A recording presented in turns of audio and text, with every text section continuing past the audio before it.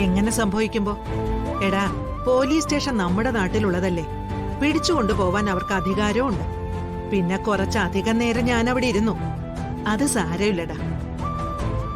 ദേ, ഇവര് രണ്ടുപേരും ഒരു നിമിഷം മാറാതെ എനിക്ക് കാവല് നിന്നു. നമ്മുടെ പിള്ളേര് നമ്മുടെ കൂടെ ഉണ്ടെങ്കില് എത്ര വലിയ കഷ്ടപ്പാടും നമ്മൾ മറികടക്കില്ലേ പരമേശ്വര?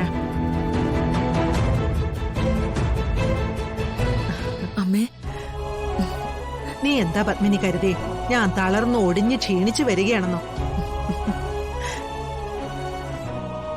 അതിനെ വേറെ ആളെ നോക്കണം.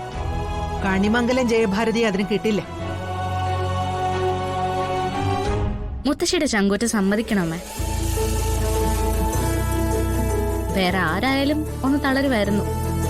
പക്ഷെ ഇത് മണിക്കൂറുകൾ കഴിയും തോറും മുത്തശ്ശിക്ക് എനർജി കൂടിക്കൂടി വരികയായിരുന്നു.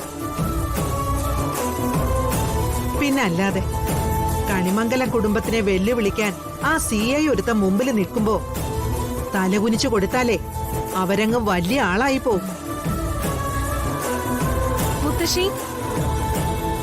മുത്തശ്ശിയെ കൊണ്ടുപോയ നിമിഷം മുതല് ഈ നേരം വരെ ഞങ്ങൾ പ്രാർത്ഥിക്കായിരുന്നു. അമ്മേ, ഞങ്ങള് ജലപാനം കഴിച്ചിട്ടില്ല. അവിടെ എന്തായിരിക്കും അമ്മയുടെ അവസ്ഥയെന്നറിയാതെ. അങ്ങനെ അല്ലല്ലോ ഞാൻ അറിഞ്ഞത്. എന്നെ പോലീസ് പിടിച്ചതിന്റെ പേരില് നിങ്ങൾ മധുര വിതരണം നടത്തിയെന്നാണല്ലോ. അയ്യോ, ഇതാരാ മുത്തശ്ശിയോട് പറഞ്ഞത്? മുത്തശ്ശി, ഞങ്ങളെ വീടിനകത്തിരിക്കുവായിരുന്നില്ലേ? മുത്തശ്ശിയോട് ഞങ്ങക്ക് സ്നേഹവും ബഹുമാനവും ഒക്കെ ഉണ്ട്. മുത്തശ്ശി അത് തിരിച്ചറിഞ്ഞിട്ട്. എനിക്ക് ചുറ്റുമുള്ളവരെ തിരിച്ചറിയാനേ പ്രത്യേക ക്ലാസിന്റെ ഒന്നും ആവശ്യമില്ല. നീയൊക്കെ ഏത് രീതിയിലാ ചിന്തിക്കുന്നതെന്ന് എനിക്ക് വളരെ മുമ്പേ മനസ്സിലായിട്ടുണ്ട്. അതിന്റെ കണക്ക് ഞാൻ തൽക്കാലം പറയുന്നില്ല.